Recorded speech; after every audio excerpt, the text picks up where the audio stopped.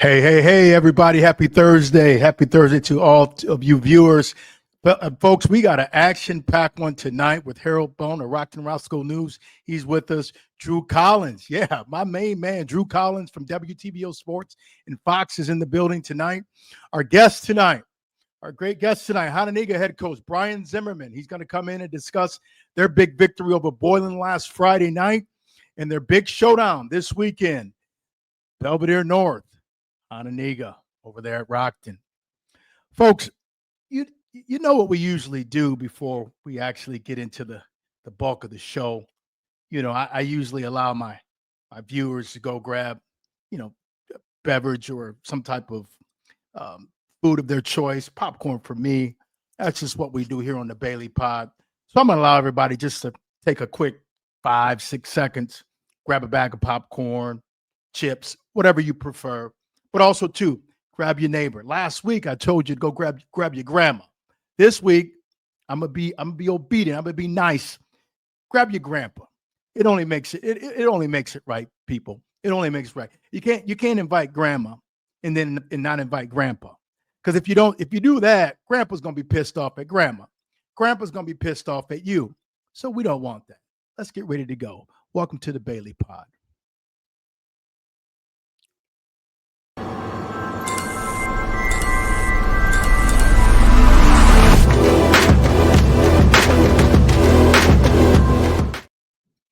Hey, again, welcome to the Bailey Pod. We got a great edition here tonight. We got an action-packed one tonight. We got a lot of things coming at you. We got different sports coming at you. We got a little golf. We got girls flag, and then we have the Nick 10 football coverage coming at you too. So, hey, be square, be fair. Go grab something. Hopefully you did by now because the show is in progress.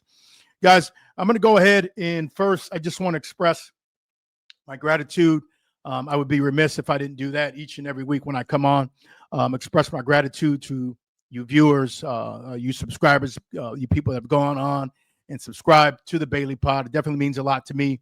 I'll keep coming. As long as you keep coming, I'll keep serving. It's just a beautiful partnership. I love it. I love doing what I do during the weekday, taking time out of my busy day, my busy night to come and give you some great content surrounding the actual Nick 10 football. Guys, also, too, remember to go follow, go like the Bailey Pod. Remember to click that button in the bottom right hand of the corner there. Again, click that button in the bottom right hand corner so you can be notified for all new content that we're going to be dropping each and every week. I'm going to go ahead and bring in my guys tonight, my contributors here on the Bailey Pod tonight. I got 3 contributors here tonight. I got Harold Bone, Rockton-Roscoe News, and I got Drew Collins, my main man, Drew Collins of WTVO. What's happening, fellas? Sam, how are you, man? I'm glad to join you. Come on in, fellas. Talk to me. Hey, we got a hot one tonight. Fellas. You know, I got you 2 great-looking young men sitting here with me tonight. You know, we got Coach Zim waiting to come in with us. We're going to talk some Nick 10 football. We're going to talk our Bailey Pod top performers of the week. We're going to talk Bailey Pod quick take. We're going to talk about the showdown. Yeah, fellas. You smell that showdown. The showdown. Hononegah, Belvidere North. Harold. Harold, I'm sure you can't even. Harold, you probably haven't even slept all week. I got a little sleep because I was lucky enough. I didn't have too much going on last Sunday, so I watched a little bit of the film. Obviously, I was at the Hononegah game. I've watched every film that I can get my handle on as far as Belvidere North, and they impressed me every time I watch them. They're an impressive outfit. They got so many weapons. Hononegah's got their hands full, but I think Hononegah's going to bring something to the table. They've been playing better the last few weeks. They're getting healthier, which is a big thing for them. I can't wait for Friday night. That crowd is going to be raucous. I mean, it is going to be loud. They're going to have a whiteout there at the high school. The band's going to be there playing. They expect a full crowd on both sides of the field. Yeah, I think this is going to be a great one, guys, for sure. Drew, what about you? You excited? Yeah. You excited for the weekend, man? I know you're busy. I know Scott got you running and gunning, man. Come on now, talk to me. Yeah, we got a couple good games as well. I mean, I think we have the don't want to get into it yet, but the Freeport game, that's going to be a good one too. Man, like he said, Hononegah, they've been riddled with injuries all this year. So to see them get healthy and get some of their guys back and Seems like Drew Shockley's been getting going. So we got some exciting football here towards the end of the season. Yeah, we do, guys. We got some good ones for sure. Guys, I want to get into a couple of things here real quick before we actually bring in our guest, Coach Zimmerman, here shortly. Golf news. Golf news. Got some great golf news here. I'm going to bring it up here in just a second. Cole Beto goes to state and takes seventh at the state tournament. So congratulations to Cole Beto. I know there's some others that we probably left off the list. If we left you off the list, we're sorry. The reason why I was informed about Cole Beto, Cole is a client of Mercy of Top Performers. So it's always warming for me to come on here and see my guys shining and doing what they do best, and that's having success. So again, congratulations to Cole Beto. Yeah, Cole's a tremendous golfer. If you've not had a chance to see him, you really missed out this last fall. He had a tremendous season. He was a Nick 10 champion. He's been Nick 10 champion for a couple of years. He's been on everyone's radar from a golf perspective for, 4, 5, 6 years now. And Tim, working with you, he increases his strength, his flexibility, which is allowing him to grow his game. You could really see it off the tee this year, I think, more than anything else. I had the opportunity to watch him at 2 different events, and he added probably, 10, 12 yards to his drive, which you wouldn't think is a lot for someone who's hitting it well into the 280s. If you're nipping it out there at 300, I mean, look, I could never do it. So, look, I'm not saying he's Bryson DeChambeau, but, he's also not, a senior golfer like Steve Stricker. So, he's had a hell of a career, and I think he's going to go on and play collegiately. I know I haven't really talked to him that much, but I'm hearing, some things, some words are going around, and just people are saying that he wants to play at the next level, which I kind of knew that anyway, but it sounds like to me he's going to be going on to the next level and playing somewhere. So whoever gets this young man is going to get not only a great athlete, but also to a hard worker. The work that he's put in the last 4 years in the weight room. A lot of golfers are kind of, on the fence about the weight room, but I'll tell you right now, he's proof in the pudding, of what you can do if you just, take your physical potential to the next level. And he placed 7th in the state, probably had a great chance to win it all.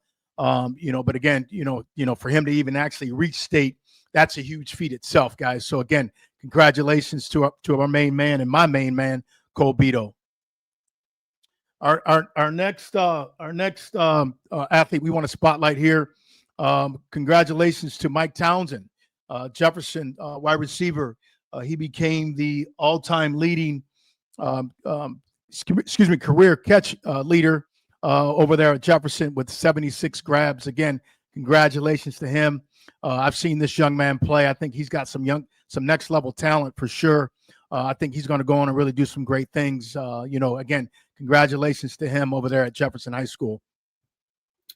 Yeah, we've talked about Mike all season long. He just continues to raise the level of his play, and obviously having quarterback play, that helps a lot. But, as this season has gotten kind of going now and we're more than halfway through it, Mike has really improved himself. I think if he's not looking at the next level, I'd be shocked because he's got so much upside there.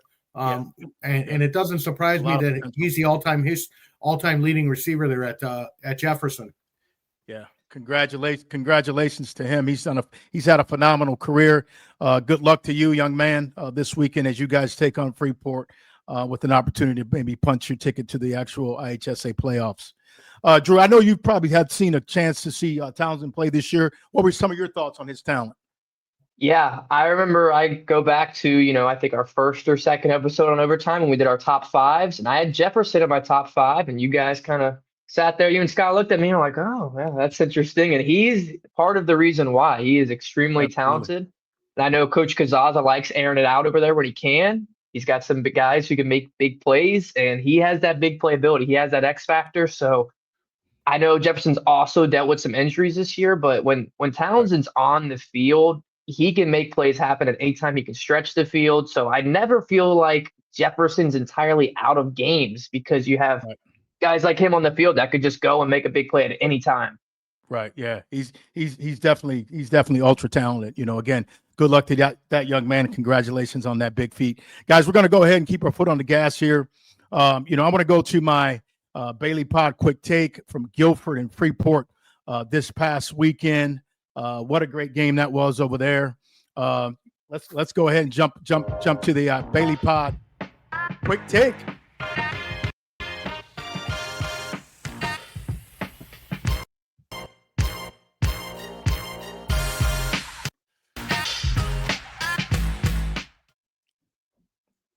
And yes, we are back. Bailey Pod quick take. Guilford, Freeport. Guys, I'm going to start with Guilford.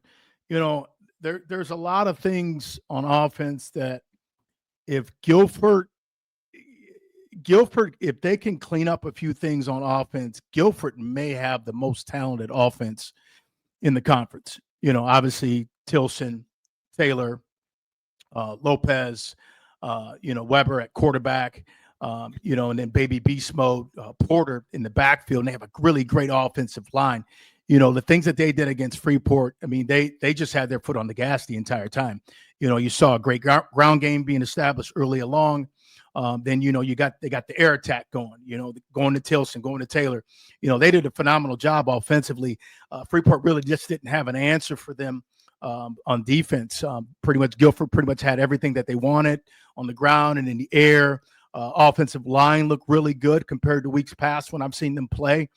Just moving bodies forward, opening gaping holes for baby beast mode.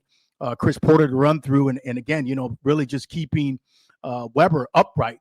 There were a few times when Weber was running for his life, but I think they got that cleaned up. Came out second half and gave him a lot better protection in the second half to allow him to do what he needed to do through the air, and that's attack Freeport's defensive backs. As it relates to what Guilford did defensively, this is a group that front four guys. We just don't give their front four enough credit. Man, do they get to the ball? They just swarm, guys. They get good pressure on the quarterback. They're good run stoppers. They're very quick. They're quick off the ball. They have great get off. They run sideline to sideline very well. They make that initial contact right away, and they get bodies moving back, and they make it really hard for that offensive lines to really open up holes for their back. So, kudos to their defense. What they do in the secondary is second to none. I think they have one of the better secondaries in our league. Led by Messiah Tilson, who had a phenomenal game that he had. He just doesn't play the run well, guy. He just doesn't play the actual pass well, guys. He actually comes up and he can tattoo some guys, So, again, kudos to Guilford for getting it done last week. As it pertains to Freeport, I think Freeport's just got a lot of things to clean up. It's just that it didn't look like the normal pretzel football that I'm accustomed to seeing. Making big plays when they need to make big plays, looking sound on both offense and defense, and playing well on special teams. I didn't see that from Freeport on Friday night. And, they're on the road, I believe, this week playing Jefferson. So, if Freeport wants an opportunity to actually punch their ticket to the playoffs, obviously they need to win these last two, but they need to clean up their ground game. They need to clean up that passing attack, that they have, and they're a good team, guys. I stated that on the overtime last week, and I think Freeport's a good team, but, they just didn't have things clicking on Friday night over there against Guilford at Guilford. So again, that's my take. Good luck to both teams next week.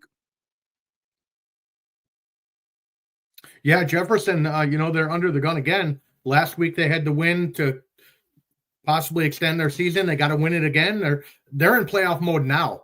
I think it's going to be interesting to see how Freeport comes out early in that football game against them. Jefferson has felt the pressure already, and they answered the bell last weekend incredibly well against Belvidere. Now, how are they going to answer this week against Freeport? Two different teams, two different times, but it's another week for them to prove that, they're ready to make the playoffs. Yeah, remains to be seen for sure. Remains to be seen. Guys, we're going to go ahead and keep our foot on the gas.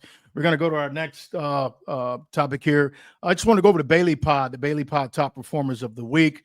I bring this to you each and every week. I didn't bring it to you last week. Was a little undecided on who I wanted and who I didn't want on the list. So this week, was able to make my mind up. And here are the actual guys that we added to the Bailey Pod top performers of the week after week 7.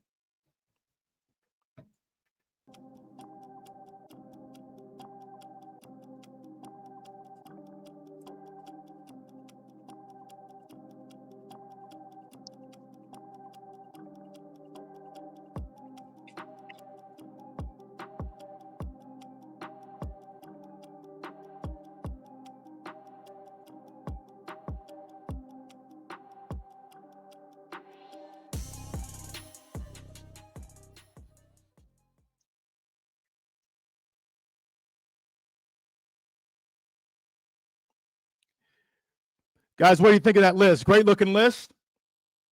Yeah, I would say so. And I was there for seeing B.North, Ben Booker, and Nathan Alexander. I mean, they got so many guys over there. Eric Roman making so many plays on both sides of the ball. Look at all the Harlem as a group of very young, talented players as well. And there's just so many playmakers on so many teams that are just coming out on offense and defense and making plays on both sides of the ball. And I think that's what's very interesting about a lot of our top players here in the Nick 10. Yeah, I really like the list. I mean, you look at it, Booker, he's playing lights out this year. Alexander, he's having a phenomenal year this year. Irrespective of being on a run dominant team. I mean, he's doing some things, when the ball's in the air, he's going up at the highest point and making plays for them at that wide receiver position.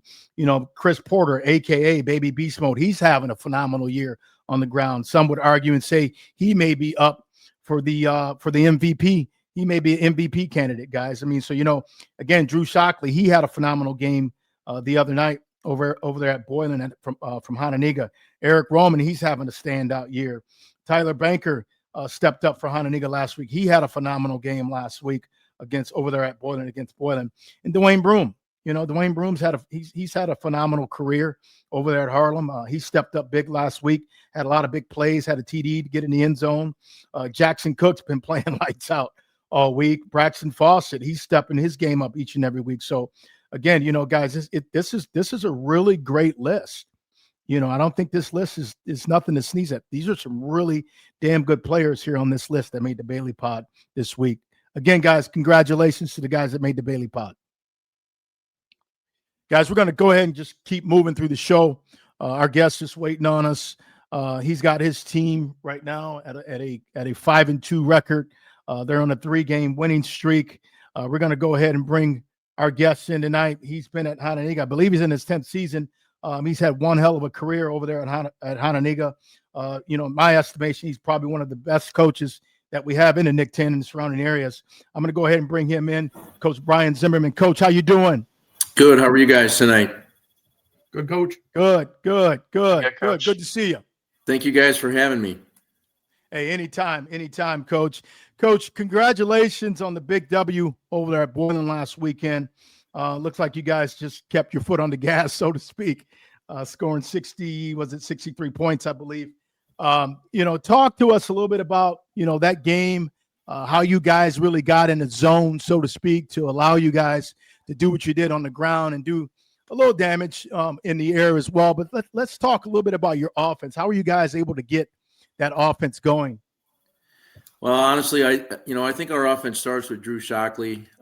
Since we've had him back, he, from summer camp had a hamstring injury last couple of weeks of July, and he wasn't ready for a good 5 or 6 weeks. He was a little slow start with Harlem and Guilford. Those were difficult games for us, and you could really tell with the offense, the style of offense we want to run.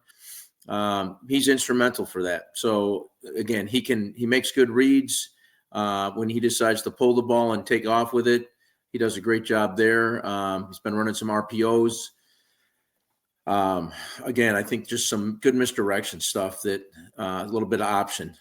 So ultimately, I think like I said, I think our improvement starts with having Drew at quarterback, but we reshuffled the offensive line a little bit. One of the guys that started out the season, Aiden Jarvis, he ended up with a torn labrum. Just had surgery a week ago Friday. That's been kind of our story this year. Is a lot of injuries, a lot of key injuries. No excuses. It happens. It just hasn't happened to Hononegah in a long time, to be quite honest with you. Not like this. So, but, the offensive line, I think, did a great job. Again, you mentioned it. Tyler Banker has really stepped up.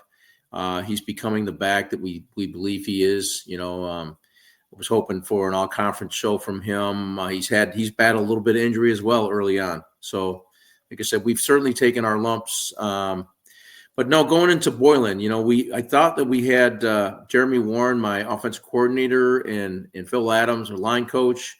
Todd Van Skelven is our wide receivers coach. Michael Shadini is our sophomore coach. That he's our sophomore OC, but he works really well with our varsity guys. I think it's the 4 of those guys have been doing an outstanding job, kind of every week adding to our offensive plays. And again, I thought going into the game that we had a great game plan, and they executed that really well. And again, from the get-go, I think our offense just kept going down the field. And I know that it's not the Boylan that you're used to seeing. It's not the Boylan I've been seeing for the last 30-some years.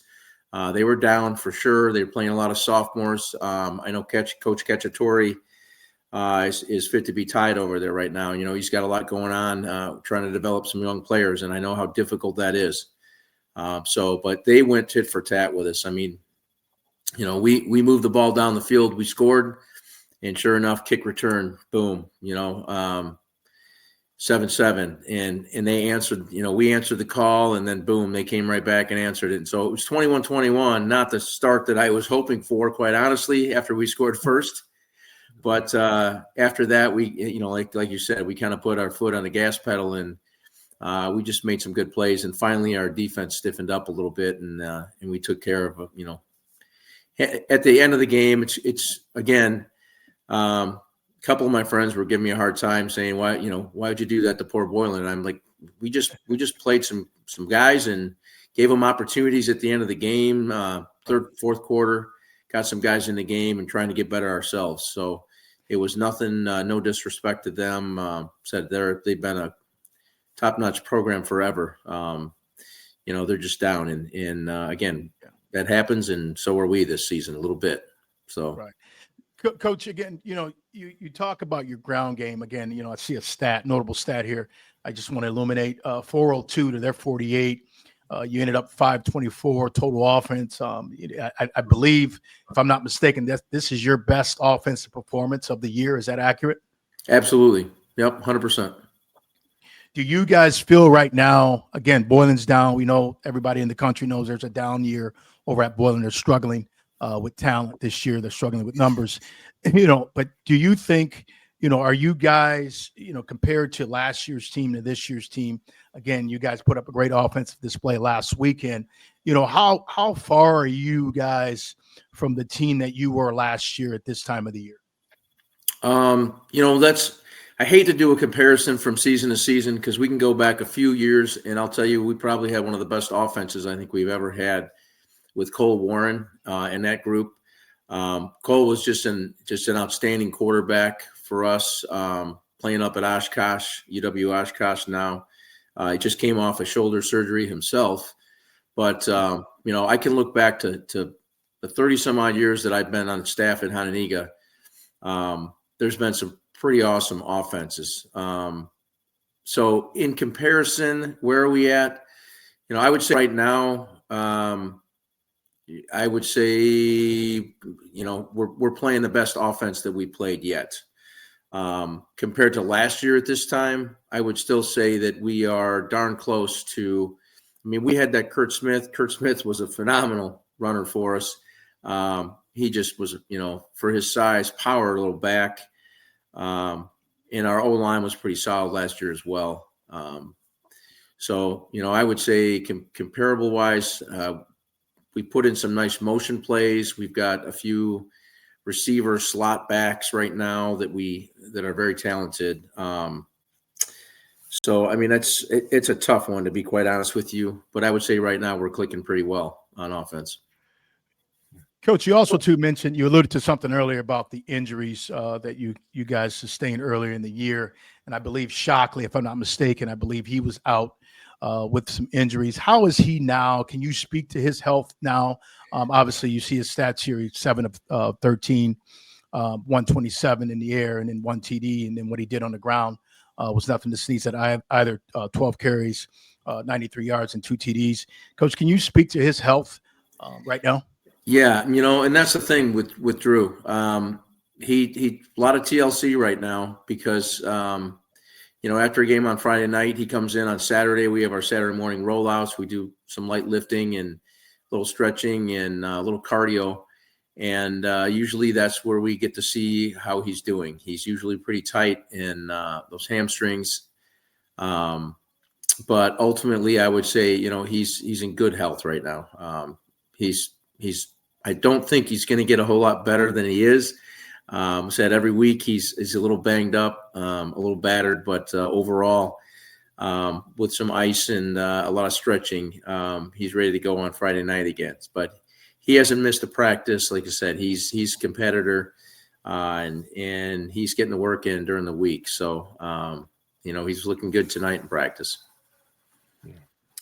Coach, this is Harold. I'm lucky enough I get to see the team every week, so I can see the progression as the season is going on. When Aiden Jarvis went out, and you had to kind of switch some guys around on your offensive line, I know you moved Max Benson from center to guard. Now that that's kind of been going for about a month, maybe 5 weeks, you guys seem to be playing better as a unit, which then has allowed the rest of your offensive skill position players to maybe fit into the offense a little bit better than where they were at the beginning of the year. Obviously, it helps when your quarterback's healthy as well, but I think your offensive line is really developed. Can you speak to that a little bit about what Coach Adams and you guys decided there? I think early on in the season, we still weren't 100% on what our best lineup was going to be. Max Benson at about 6'2", 290, somewhere in there. He's a third-year starter for us. He started as a sophomore at tackle. Last year was a guard, and then we moved him to center for 2 reasons. I think he was our best snapper, and at the same time, that's a position that most likely he's going to play in college. At 6'2", he's not the 6'4", 6'5" guy that a lot of the colleges, higher level colleges are looking for. But at 6'2", he could certainly be center. So, and again, that worked out well. We thought we could build around him. We've got a returning all-conference lineman in Dylan Shimp at left guard, but we moved him out to tackle because, again, we just kind of thought overall that was going to be a better position. So after, again, some injury here, Colin Cook's been playing left tackle. He's a senior, and he's been doing, a great job for us. And Richie Gambini, who's a junior, just been getting reps at that right tackle spot. So that, kind of solidified. We brought in, we had a young man who came up last year as a freshman to the sophomore level. His name's Tim Caver. And Tim was with us all summer. Ultimately, Tim had an injury last year to his knee, recovered, didn't get a lot of play time at the sophomore level last year. We did, like I said, bump him up to sophomore because we were short some linemen and playing in varsity, we sent him back down to the sophomore initially because we wanted him to get play time. Again, after we did our little change up when we lost Aiden, we said, let's bring Tim back up and move him to the center spot and start to figure all that out. And again, I'll take zero credit for most of that because, like you said, Phil Adams is our offensive line coach, and he was having a discussion with the other offensive coaches and trying to find that best mix. And again, it takes a little while sometimes. And again, we've got basically 2 of those guys played offensive line last year at the varsity level. The rest of them, did not. So we had some pieces to put together and find. It took us a little while, but I think right now they're playing pretty well. Yeah, Coach, I hate to continue on the injury path, but one player who really jumped off the charts first few games of the year was Yone Timoteo on both sides of the ball, but even running the ball. I mean, I felt like he was in the end zone like once a quarter, it felt like. Yeah. He goes down, deals with some injuries, and I know Tyler Banker over the last couple of weeks has kind of filled that role. Like, I feel like I think he has 10 touchdowns on the year, and just the couple of games where he's filled that role. So what has that been like? Because you've also been dealing with the quarterback injury, Drew Shockley, but then also, being a pretty run-heavy team, you have a guy like Yone come out who's just all over the field on both sides of the ball, and now you have to fill that void as well. Yeah, to be honest with you, it probably hurt us more defensively than it did offensively. Banker was really the projected starter. And in that week 1 game, he had missed a practice. So we didn't start him in week 1. And that kind of put Yone in that position. And unfortunately, that's part of the reason he was injured. He was the starting back and playing linebacker. So again, in that first game against Auburn, that was very costly when he went down with injury because he's, it's a torn ACL, MCL, something like that. I believe he's having surgery this Friday finally. So I mean, just to have a guy that was starter for us last season. He played outside backer for us last year, and with Kurt Smith graduating, we moved him into the 3 linebacker in the middle, and he had played great all summer long. And again, he's just a fire plug. Great young man, great to have on the field. Just a leader out there. He hasn't missed a practice, to be honest with you, since his injury, and that's been week 1. He's out there every darn day and encouraging his teammates and being that leader that we really miss on the field. But certainly he was running one of our drills the other day, one of our turnover drills, because we were short one of our coaches for a little bit. So said that's just to have him still around and all that kind of thing. That's a big uplift. But certainly we miss him on the field. Big loss both sides. Coach, as you guys prepare for the week, you guys are already in second, third day of practice, preparing for Belvidere North. Can you talk to me a little bit about, what the actual practice was like last week compared to this week? At this time, again, last week at this time, you guys were getting ready for Boylan. This week, you're getting ready for Belvidere North. You got 2 great programs that you have to see back to back. You got Boylan out of the way last weekend. Now you see Belvidere North this week. What have you told your guys this week compared to last week as you guys prepare for Belvidere North? Well, we come into the North game and North's undefeated. They've got some returners and some key positions, at all their running positions and offensively. So from the defensive side, we just are talking about playing assignment football, doing the job that they have to do, counting on their teammates.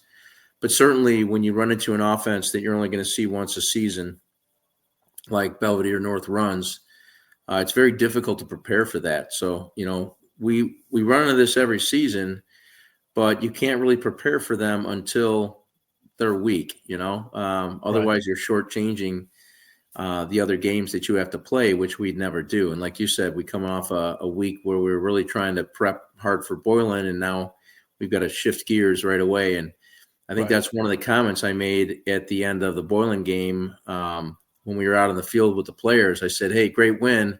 Now let's get ready for North.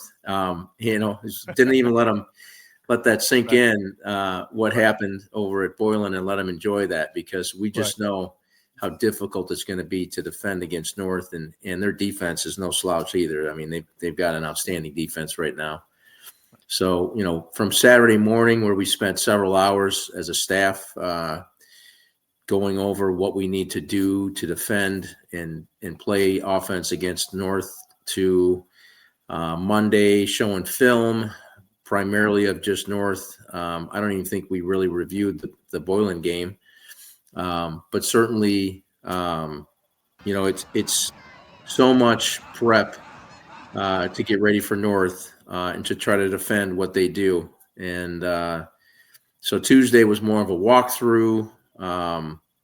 Tonight was the big physical. We're full pads tonight. We were just shells yesterday, helmet, shoulder pads.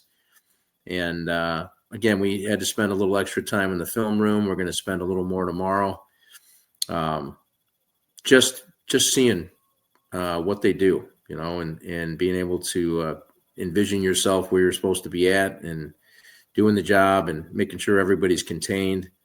Those wingbacks in Roman and Butcher, returning stud. I mean, they're studs. Let's face it; those guys have had phenomenal high school careers and continue to play great. And their quarterback, Bucci, is, he did a number on us last year. I think he's the one that scored primary last year against us from the quarterback position. So, I mean, they're very talented, and I don't want to take anything away from their fullback. He's their mainstay as well. So, again, I'm talking more defense right now, but certainly they're a load to prepare for. Coach, again, you mentioned their backs, Bucci, Roman. I consider Bucci like a third running back in their offense. I'm sure many do as well. But Bucci, Booker, and Roman. How do you prepare for those types of backs this week. Is it different from weeks prior? I mean, again, they run a different offense than what you normally see week in and week out in the Nick 10, but their style of running, is really hard nosed. Booker's got great speed. You talk to me a little bit about how do you prepare to slow down such a great running crew over there at Belvidere North? Great question, because I don't know that you can, to be honest, and that's why they're so successful. You can't simulate what they do. We've tried it. Our offensive line coach, Coach Adams, this week took some lumps to his melon because he's a former quarterback, and he was the guy. I told him, I said, I should have given you a helmet. He was the guy trying to run that offense, and because we don't have anybody that can do it, nearly as well as the coach understands it. So we do the best we can, but again, until you see it on Friday night and you see the speed and you see the strength that those young men have, and how hard they hit the hole, and again, sometimes you're looking. We watched the one, I don't remember which game it was now. We watched so many this week. But, the officials blew the whistle, and Bucci still had the ball in the end zone. They gave him a 5-yard carry, and they thought that the fullback had the ball, and here's this poor young man sitting in the end zone with the football, and doesn't get the touchdown because it was an inadvertent whistle. They've done a really good job just this year, but just making those second effort. That second effort, those second effort moves, those second effort, that energy that they actually possess each and every week. I mean, they don't have the largest offensive line, but how they play together as a team is one thing that I really like. And it was just interesting to listen to you talk. You said, there's too much that you can't stop, with that type of offense that they run. You not seeing that every week. And then now you just mentioned one of your coaches came out this past week and tried to mimic some of that. How does when you guys as coaches, you see them on film, what actually pops out to you the most that you say to yourself, damn, these guys are good, or maybe not? Well, and that's the thing is I'm when we watch them, they don't make many mistakes. They run the ball hard. They execute really well. So those are all things that, we totally respect. We appreciate. It's difficult, like I said, difficult to get a team that's going to be consistent with that. We've had many teams in the past, and we're working really hard to get back to where we've been. The consistency aspect of it, but certainly, like I said, they've got some returners there that have a lot of desire right now to win a conference championship outright, because I don't believe that they've done that yet, and they certainly have worked hard to earn that. So our goal, and it sounds like I'm talking them up. I've got a ton of respect for their coaching staff and their players. Do we want to beat them? Heck yeah, we do. That would make our season, to be quite honest with you. I think everybody kind of understands that. So that's been kind of our mentality. Let's go and just play a fabulous game, and do the best we can against an undefeated team. And that's we haven't talked about it being a playoff caliber game, but obviously that's what it's going to be. Do they beat us? We go 6-3. We look ahead to playoffs, and at 6-3 and 5-4, you're not playing any slouch, that's for sure. So we would love to have the best record we can and be making strides, being the best we can be, peaking, I guess, as we get into the playoffs. So certainly we're expecting a tough fought battle, and we would love to be on the W side. But we'll see where the chips fall here, Friday night. Coach, as you've been around football for darn near your entire life, are these the types of games that you like coaching more than, say, a game where you come in and that you're the better team and that you think that the outcome's not going to really be in doubt at some point? Do you like these types of games better than those types of games? because you want to compare yourself to the best? Well, me personally, I always would want to be the underdog. I don't know why, but I like that underdog mentality. Having to fight hard and scrape and earn everything you're going to get. As a former offensive lineman, I guess that's part of my mentality is we want to go in and just get after it. So, those times when we are projected to be the top team, I don't know if I like that as much, but certainly, I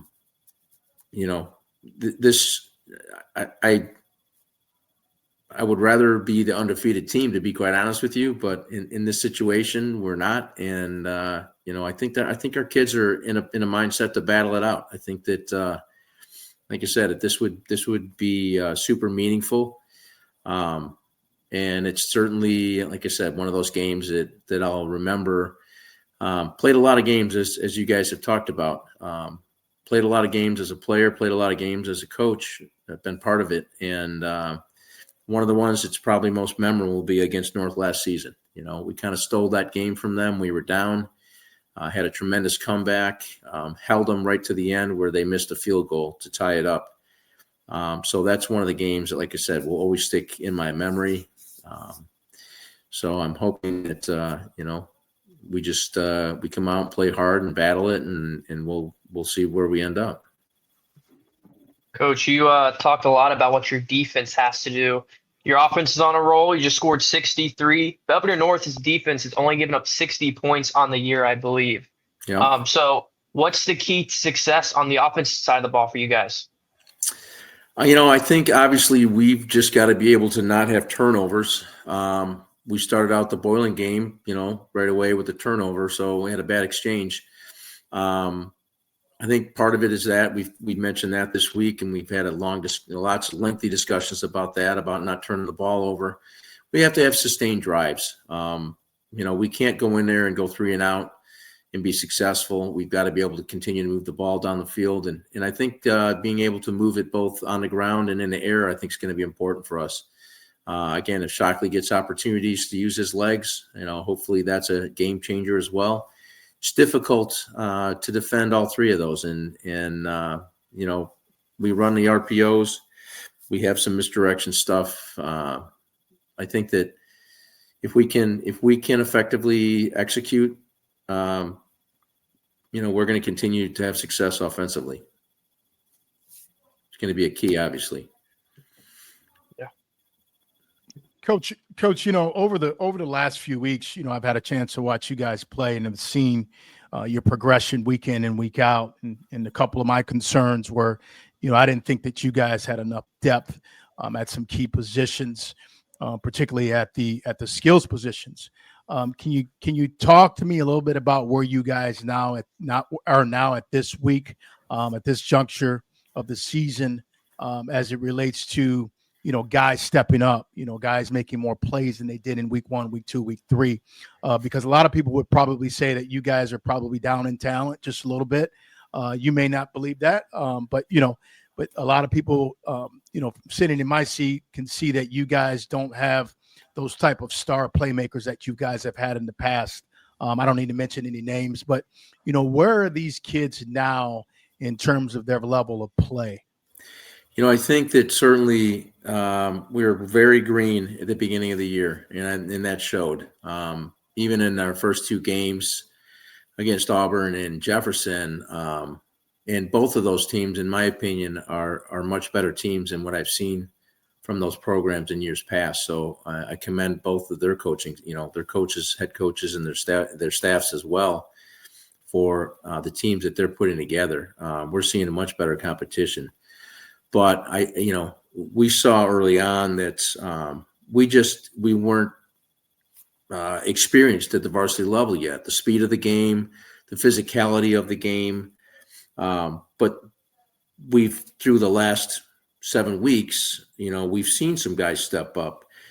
Giovanni Zapata, here's a good example of a junior who just had an outstanding game against Boylan. He did some really nice things against East.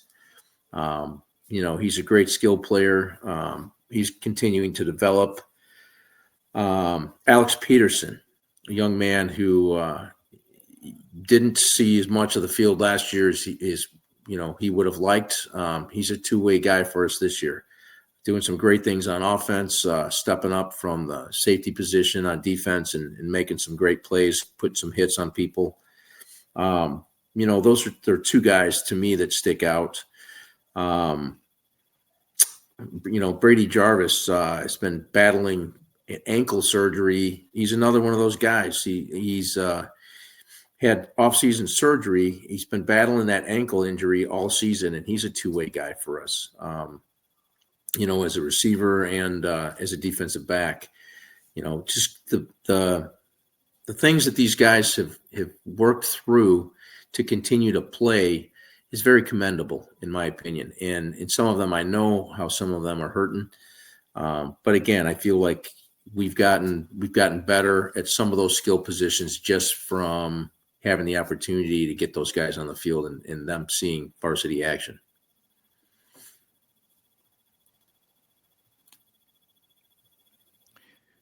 Coach, let's talk a little bit about your offensive line. I know, earlier in the season that was one of the actual big staples for you guys was that offensive line.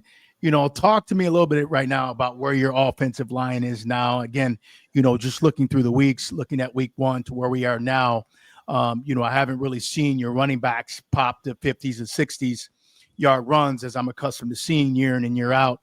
I know sometimes a lot of that has to do with your offensive line. I know running backs make that second effort, that third effort to get loose and go 50, 60. But talk to us a little bit about your offensive line of where you guys are now compared to week 1.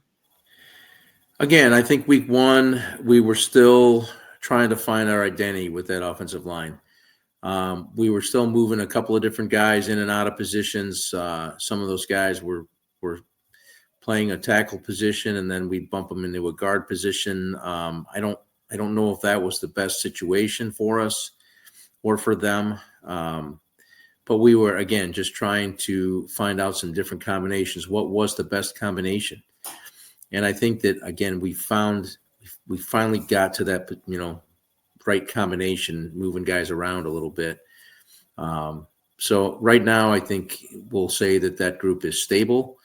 That group is playing very solid football. Again, with some guys that were not projected starters, but some guys that have worked into that position and they are their starters. And again, they're doing a great job. So, right now, I wouldn't say that it's the biggest offensive line or the strongest offensive line. A couple positions were solid as always, but a couple of other positions, like I said, those guys have been working their tails off to do their jobs. And they're going to continue to do that. And that's all we can ask them to do. And again, so, I think right now that's a great improvement from where we were week 1. And hopefully we just continue to play well at those positions. Coach, I did a spotlight feature story last year on the Benson brothers. Max Benson stepping in, like you said, switching the center this year. How big was that for you to have an incredible kid like him who has a great personality, hard worker, and if you got to move him to center, he'll go there and he'll man down the line. Well, like I said, I think ultimately that was the best position for him for his future, but it was the best position at the time for us because he was our most consistent long snapper. So, that was great. And again, when we had to make some moves, since he's already played tackle and guard, he already knows those positions. He already knows what's going on there. And I feel like, again, like you said, what a great human being. He and his brother both just been a pleasure having the opportunity to work with them and coach them up. Jacob's down at McKendree College, playing line down there. And I know Max keeps in touch with them. They're really tight. So, that's awesome.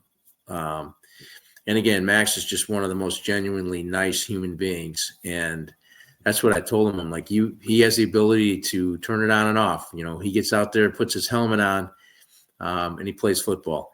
But when he takes that helmet off, he's just one of the most kindest, nicest big giants there is, which I can certainly appreciate. But yeah, he's like I said, he's doing a great job for us. Yeah. Coach, I want to go back for a second. You were talking about your skill position players a little bit, and you brought up Giovanni. Last 2 games, he has seemed to break some longer plays for you. He's brought a different element, a speed element to your skill position that maybe some of the other guys didn't. Can you talk about that? How you guys as a coaching staff noticed that he has maybe a different tool than everybody else in the skill position room, and you guys have added that into your offense a little bit more. Yeah, it's kind of you see guys as freshmen and sophomores, and you're not sure how they're going to develop. And from what we saw from him, his 40 time in the summer, he missed a little bit of summer camp. So I don't know that we got a fair assessment of him from summer. But once we got into regular season, his consistency and the athleticism really showed. And when it comes to, route running and catching the ball, I know he had a couple opportunities early that he was very disappointed, a couple of drops. So again, I think he's just worked and gotten better, better feel for the speed of the game, the physicality of the game. And we're seeing him make those moves, those cuts after the catch. He's getting yards after the catch. And, again, he's got the ability. He's got that speed. He's got that ability to that we mentioned that we might be lacking in some seasons. This is the one that we are lacking a little bit of that skill. But again, I think we're slowly gaining some of that back. Does his speed allow more space for your running game for Bankard and Shockley? It depends on how we use them. If you watch what we do, we use a lot of motion right now, and because of that motion, I don't think defenses can. I don't think they can stack the box on us. We ran a trips formation with our weak side receiver coming across that formation, and of course, what are you going to think when you see that? You're thinking that we're going to throw the screen pass out there, the little bubble screen out there. And then, if they adjust to that, then we can give it to Banker and he can go right at the middle, but otherwise, if they don't adjust to it, we're going to throw that screen. Or, Shockley's going to keep the ball and do something with it. So, I mean, that's kind of the games you're playing offensively is with that speed, with that ability. And like I said, even with coming off injury, Brady Jarvis did some really nice things in practice last week. Going in motion and getting the handoff of the ball and turning the corner and getting upfield. He's had some great first down plays for us. And speaking of skill players, that's another one is Caleb Loans. He's like 6'5", 6'4", 6'5", somewhere in there. He's a receiver. Number 11. No, that's Gio. I'm sorry. 88, right? 88. There. Thank you. Yeah. You know better than I do. He's been wearing a different jersey in practice, to be honest with you. So that's why I was giving him a hard time the other day. I'm looking out there going, wait a minute. But, Coach, I have the roster on a different screen, so that's why. So I'm cheating. Oh, that's quite all right. I think I need to do that more often. But no, he's just been. I said he's this big, tall, athletic kid, and he's caught some really nice passes for first downs for us.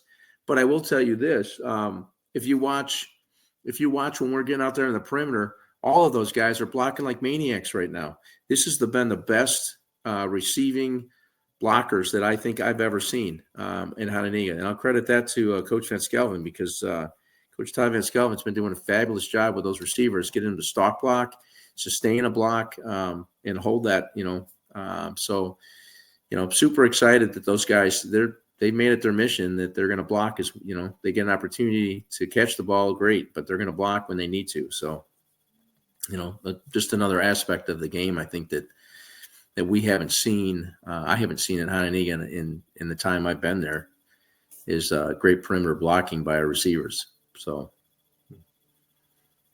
Coach, I gotta ask you this. Last year, you guys traveled to Belvidere North and knocked them off with seconds left on the clock. Phenomenal high school game, probably one of the better games I've seen in decades. They travel to you this Friday night. How important is it for you guys to really get this game? Again, you head coaches, you always preach, to your guys, we don't lose at home. We don't lose at home. How important it is to you guys as coaches and your players to be able to get this done on Friday night. We've got a beautiful facility. We upgraded to that artificial turf this year. We watched that all summer long being put in place. We've had an opportunity. Most weeks we have to battle to see if we can actually get on and utilize it. This week we've actually had a lot of away soccer games and flag football's done playing. They had a phenomenal season, and we've had an opportunity to be able to utilize that game field every night this week. So that's been awesome. So when you talk about home field, our community, our fans are always phenomenal. They bring the noise.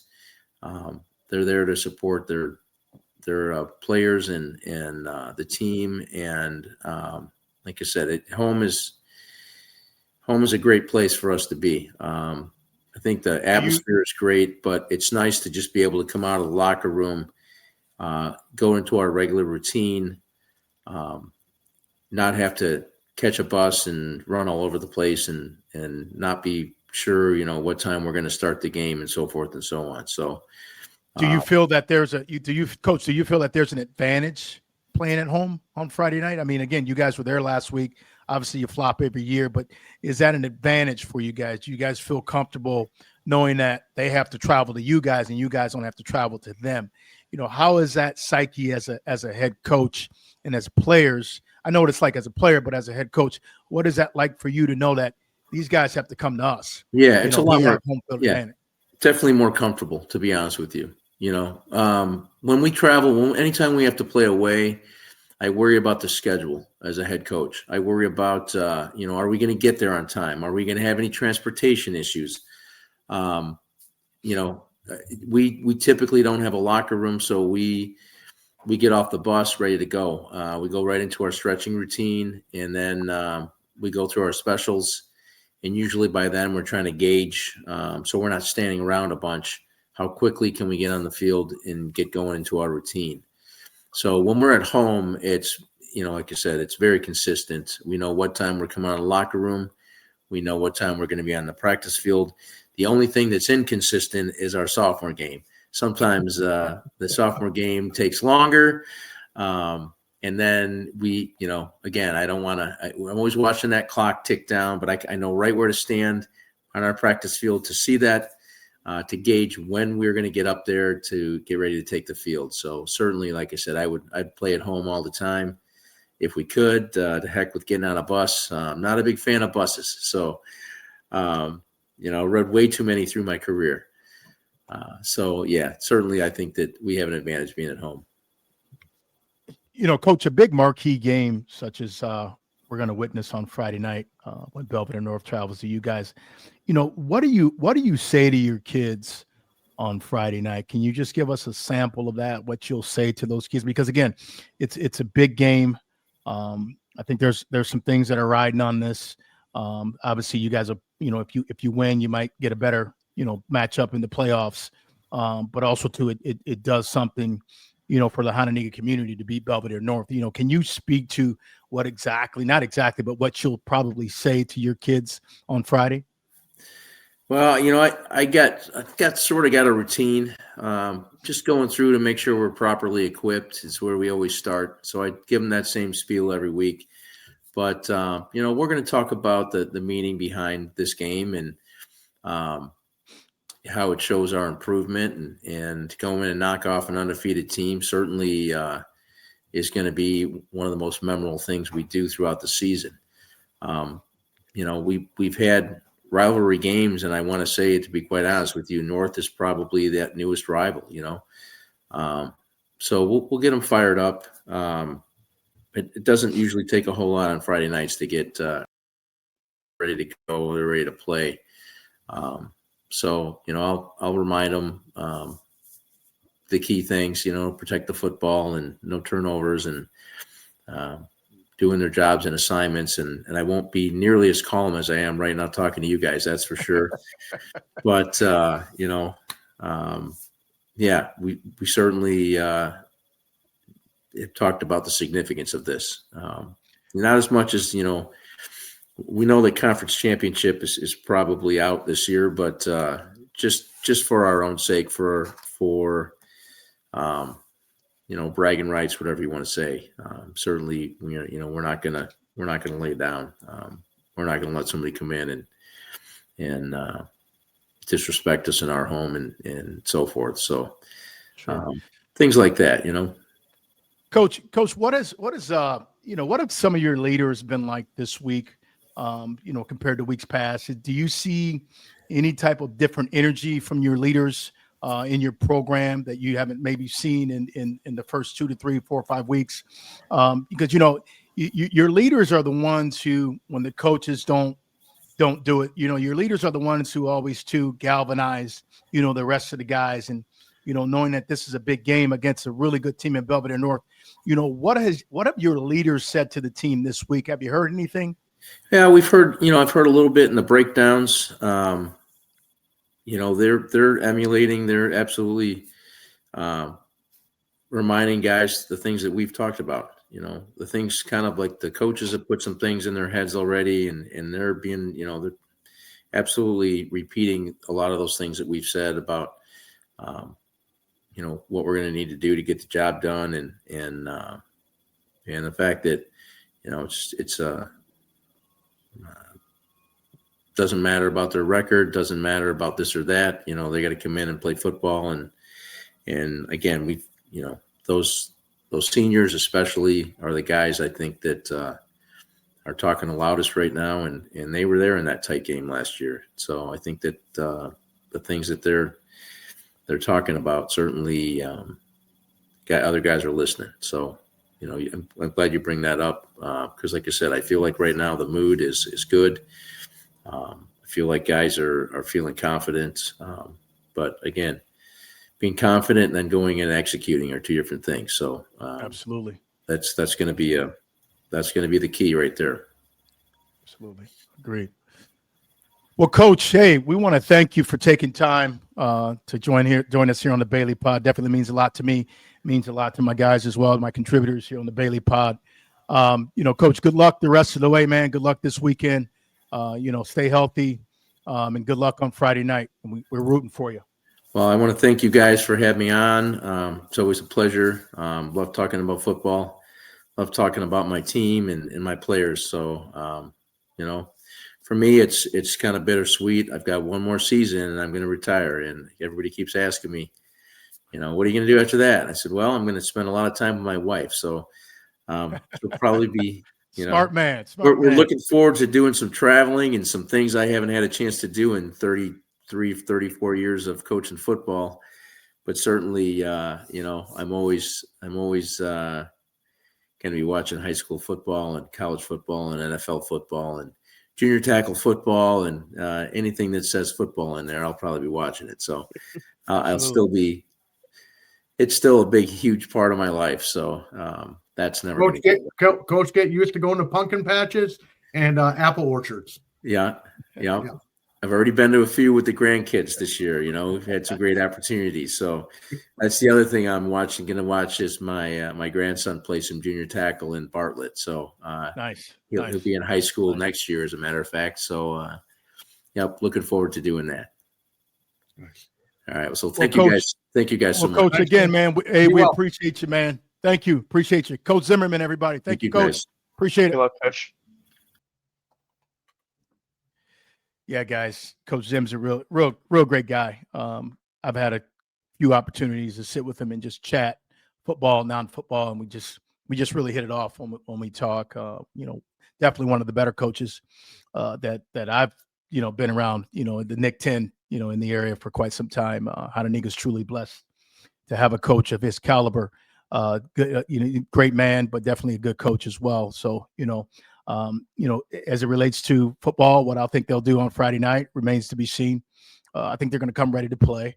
I think they're going to play Hononegah football. I think the big question is, can they do it in all three phases of the game? Is my estimation. If they can, compete in all three phases of the game and just really stay in the game and not allow Belvidere North to get that 28 point lead at halftime or in the third quarter, I think Hononegah can actually make this a game, guys. Yeah, I look at both teams. Go ahead, Drew. Yeah, I was just gonna say, when I look at this game, similar to last year, I look at both teams' defenses. I think both teams have some guys that are standouts and the best players at defensive positions in the conference. And so I'm really interested to see how that goes. We also talk a lot about Hononegah's offensive line, defensive line. I think the trenches, when it comes to this rushing game, the trenches are going to be very key in this one. So that's what I'm going to be looking for and see. I think whoever dominates the trenches will probably get the win here, in my opinion. And I guess, guys, that was my next question. What are some of the keys to Hononegah victory Friday night? I mean, Drew, you pretty much open with it, and I kind of open with it as well. I think, again, I think if they can establish their run game, guys, and just really, picking up those tough first downs and seeing those backs make those extra efforts to pick up that extra 4, that extra 5, and then Shockley being able to be that point guard, so to speak, of that offense, being able to facilitate that offense and really guide them, down the field. And then defense, what they need to do defense, they need to tackle. That's one thing I haven't really seen a lot of teams do this year against Belvidere North. They just don't. A lot of these teams just in our conference just don't tackle well.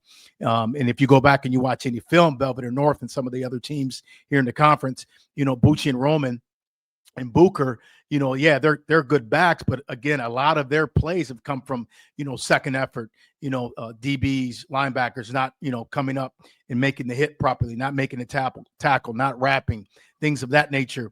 So, I think that's what Hononegah is going to have to be, that team to come out and represent the Nick 10 and say, hey, look, you know what? We know how to tackle. Yeah, I think the three keys to this game is no turnovers for Hononegah. Number one, they can't turn the ball over. If they turn it over, North is going to take it the other way real quick. Number two is they need to convert third downs into first downs and extend drives and shorten the game as much as possible. I think if you allow North to have the ball, even I would say 50% of the time of the game, I think it's going to be tough for them to win. And again, guys, as Coach alluded to, he spoke very candidly. And that's one thing I love about Coach Zimmerman. He always speaks very candidly, but as he spoke about his playmakers, he knows this year he doesn't have, a bevy of playmakers sitting at the receiver position, sitting at the running back spot. Last year they had Smith and Anderson. Some of the two of the better backs we had in the league last year were those two gentlemen there. Now minus those guys, you got Banker, and then, you saw what Shockley did with his legs. I think it's going to come down who's going to step up.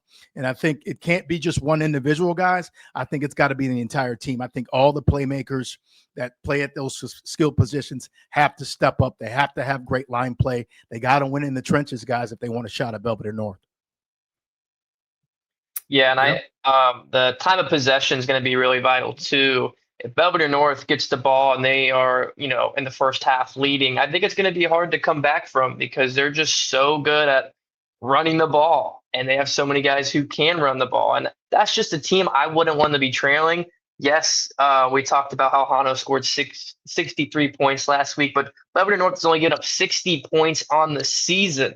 So I think a key would be, who can get going there in the first half and get a good lead. Absolutely. Yeah. And I think another thing for the Hano defense is Bucci is really good at handling the ball and sticking it into the backs, hiding it in his stomach, pulling it out, taking it around the end, or giving it to the other back. That's hard for a defense if you're not too used to it. And we've talked about it, and so did Coach, about the fact that if you don't play at that tempo and your eyes don't see similar things week to week, because so many of the teams in the Nick 10 play same type of offense, you can somewhat build on it week to week.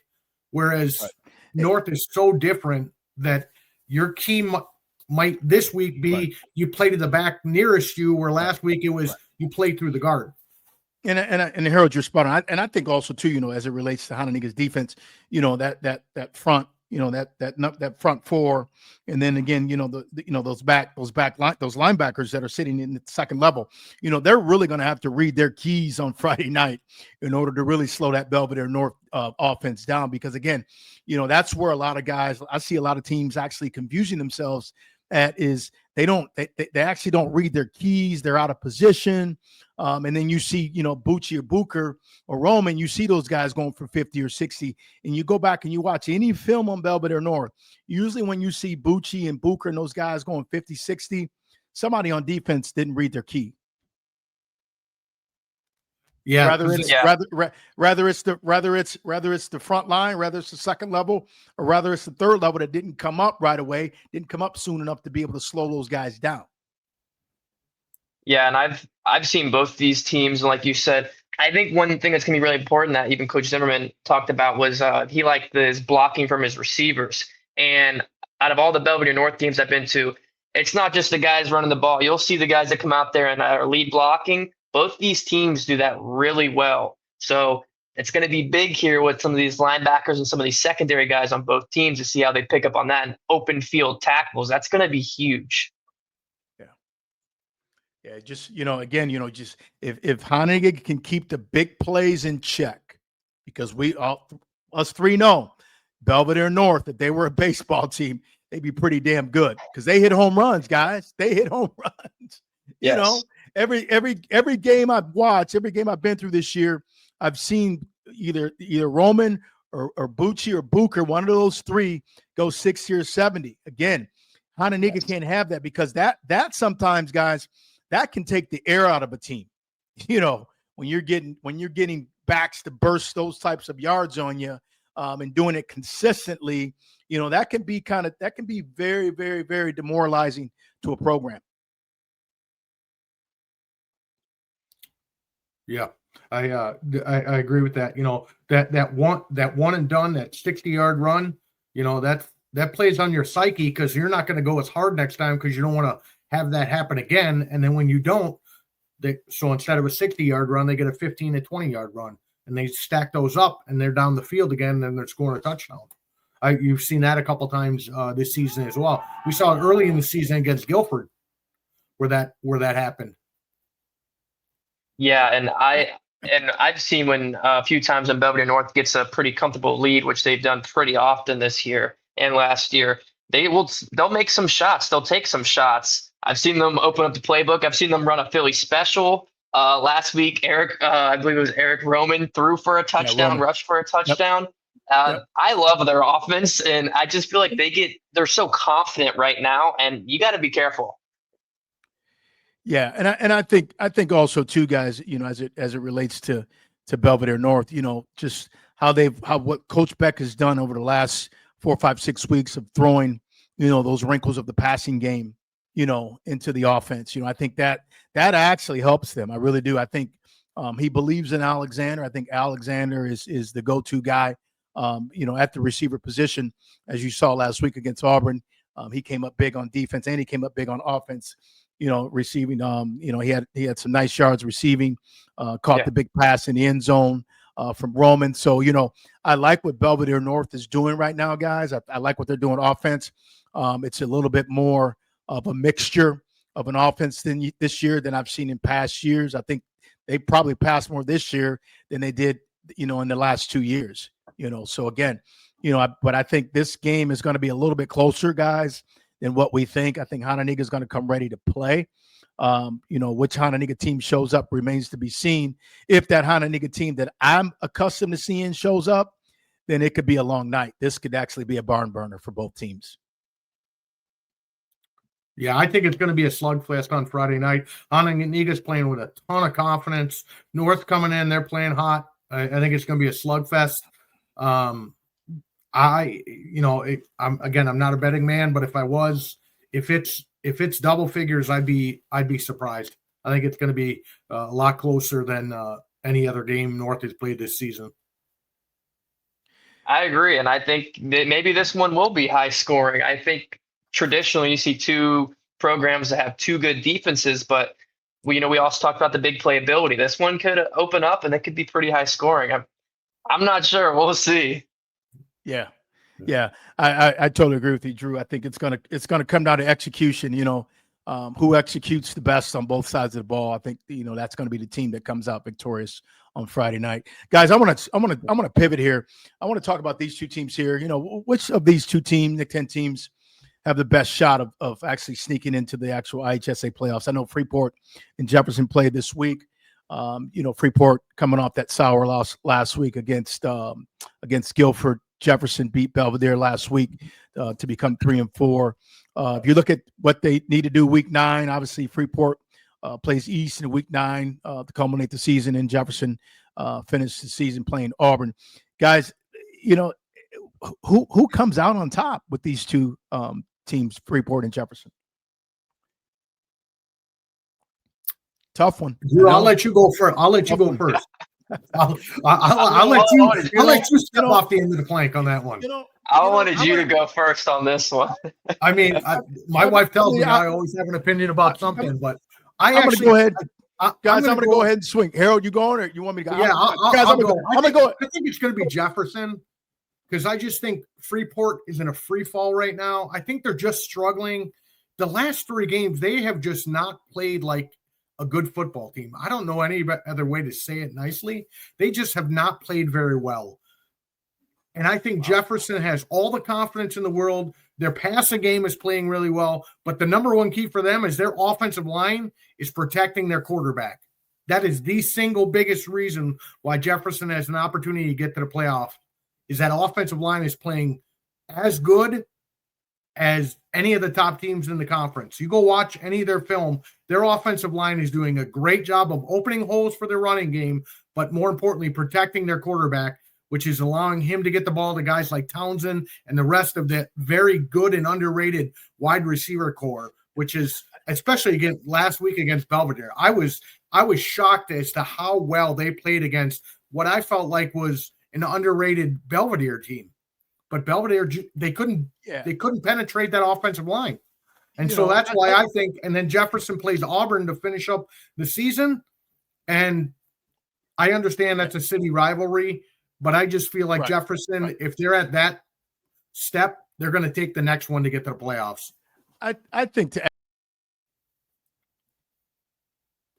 add on what you're saying, Harold, I think right now, I think Jefferson's probably playing a little bit more hungry, so to speak, than I've seen Freeport play in the last couple times I've seen Freeport play, particularly this last week when Freeport played Guilford.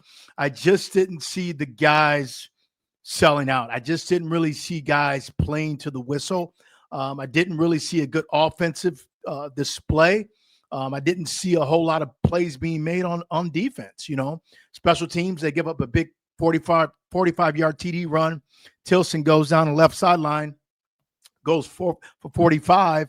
They never regrouped in the second half. They really never got back on track. They really were never in the game. And I think, my estimation, I think Guilford really could have probably taken the roof off this game if they really wanted to, So Freeport's got a lot to do in order to beat Jefferson right now. I think between the two teams, if somebody asked me, which two teams that are going to play Jefferson and Freeport, which of the two teams are the more hungry teams, I'm going to say Jefferson's probably the more hungry team, based on how they're playing in these last few weeks. Now, they played Guilford a few weeks ago. I thought it was a lousy performance by Jefferson. They didn't really have the great line play, Harold, as you just alluded to. There was a lot of things that weren't clicking on offense. So, it looks like to me they got their act together, coming back, playing Belvidere last week, impressively beating Belvidere. So it's going to be really interesting to see what these two teams bring to the table. We know they're good teams. We know they're going to come to compete, but who's going to show up? Well, and I want to come to Freeport's defense. They've had Hano, Harlem, and Guilford back to back to back. They finished the season here with Jefferson and East. I mean, I really think this should be a great game. I think it'll be a really close game. I agree. Maybe Jefferson's maybe trending more in the right direction right now, but that Freeport schedule, over the last 3 weeks, that's pretty tough. So I think it's very possible that those guys, do find a way and they bounce back and they get things going.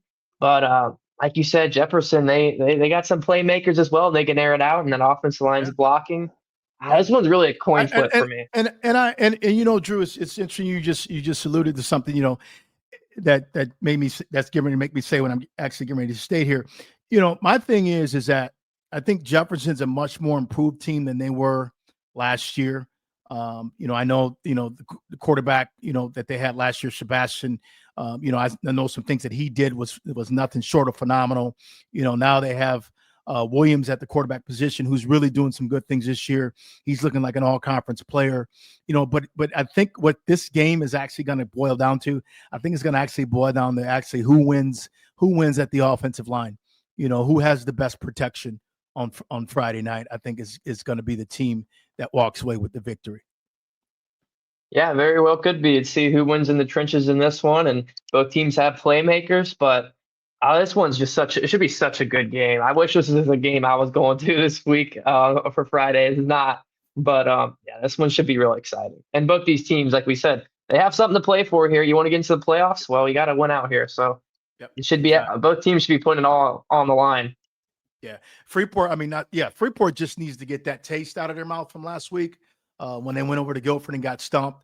You know, hopefully that's not the Freeport we see on Friday night, because I'll tell you right now, if that's the Freeport that shows up on Friday night, they're in for a rude awakening. Jefferson to be actually, you know, possibly potentially getting closer to punching their ticket into the IHSA playoffs. Yeah. Guys, let's continue to move here through the show. You know, as we get closer to the end of the season, you know, we always actually for the last few weeks we've been bringing up our top 5 list.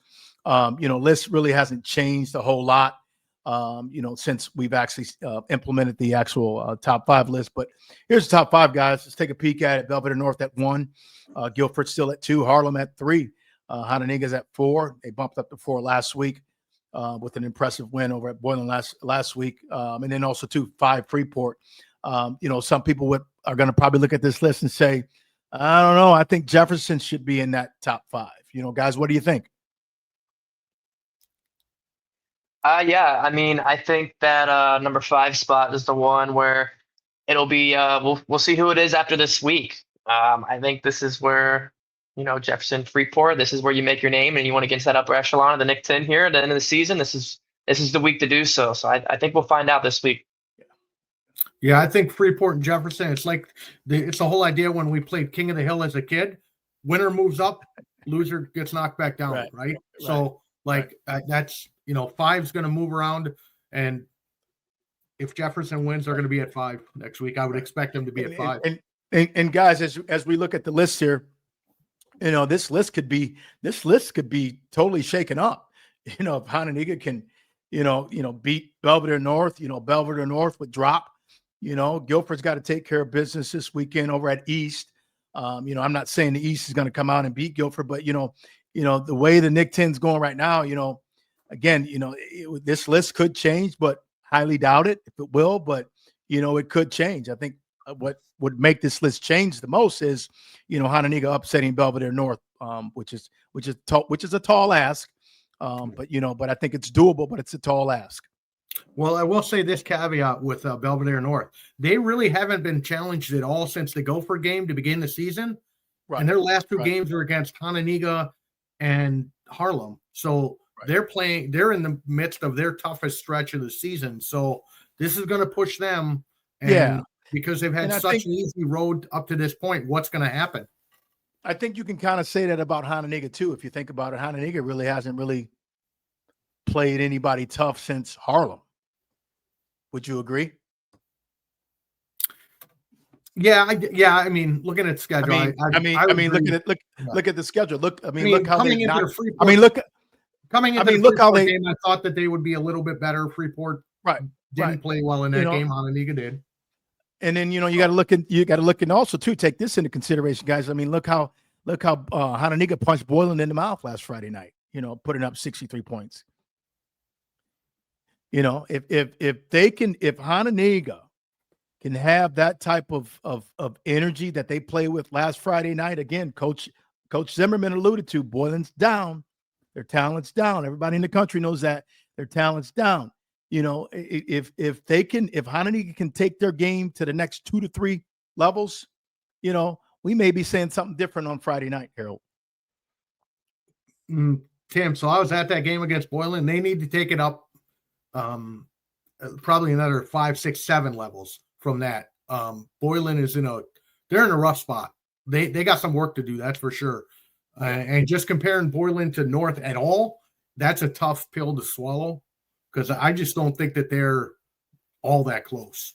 And Hononegah, they need to play not a perfect game, but they need to play their best game of the season by far, and they need to create some things that Belvidere North hasn't had happen since the Guilford game, which is they need to create turnovers, and North needs to feel pressure like, oh man, what's happening? What's going on?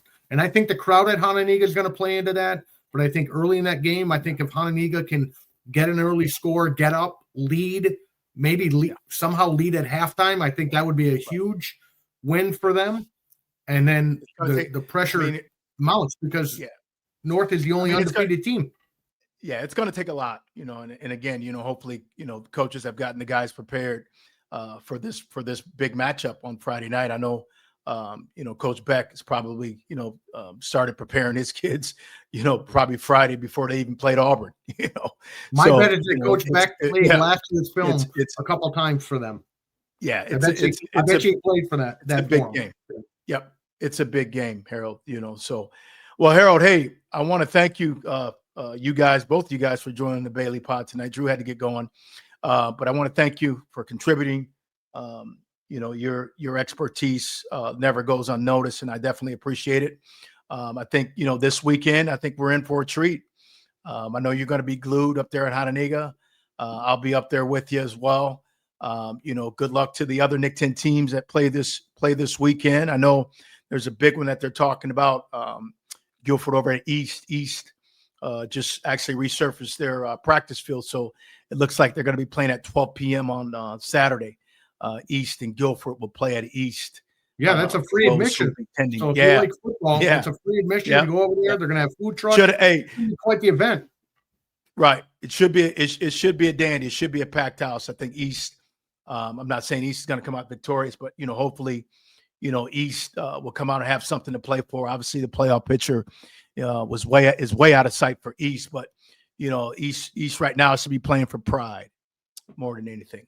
So it's going to be interesting to see what type of energy they come out with Guilford on Saturday afternoon. So again, Harold, I appreciate you, man. Enjoy your weekend, and I'll see you on Friday night, my friend. All right. Take care. Be well. Okay. Harold Bone, everybody. Thanks, Harold. Appreciate it. Yeah, folks, just another great week in the bag of Nick 10 high school football. Again, congratulations to Cole Beadle, finishing 7th in the IHSA state golf tournament.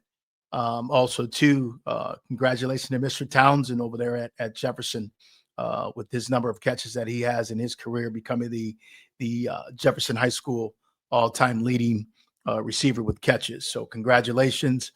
Guys, make sure you guys get out, enjoy the weekend, get out, enjoy your teams. Drew, I want to thank you also, too, for joining us tonight. Definitely means a lot. Of course. I'll be seeing you here shortly on the overtime. We'll have some fun, man. But again, Drew Collins, everybody, WTVO Sports and Fox. Drew, enjoy your night, buddy. Thank you so much, Tim, for everything. And this was a lot of fun. I love talking the football here in the state line. And you're the best. Man. You know it all, man. You are the guy for state line football. I don't know if I know it all, Drew. I don't want to know it all. I just want to know a little. I just don't want to know it all, though. All right? True. All right, my man. Hey, good seeing you, man. And I look forward to having you on again, buddy. Appreciate you. Thank you. Drew Collins, everybody, WTVO Sports. Check my main man out. Yeah, Drew's a great guy, very talented. Scott's really blessed to have a talent such as Drew over there at WTVO and Fox. But no, guys, hey, it was good catching up with everybody tonight here on the Bailey Pod. Make sure you guys go follow, go like the Bailey Pod, subscribe and catch the Bailey Pod every Thursday. We have a new time every Thursday at 6 p.m. We were on at 8 p.m. every Thursday going forward. As from here on, we will be on at 6 p.m. again every Thursday. Enjoy it, folks. Get out, support your high school teams. These guys, they do it each and every year, guys. They get their bodies ready, they get their minds ready to come out, compete, showcase their talent. There's nothing more warming to these young men to have you parents and fans come out and support. So make sure you guys get out and support your local teams. Good night, everybody, and I hope everybody stays safe. And remember, always be at your best. Thank you for joining the Bailey Pod tonight.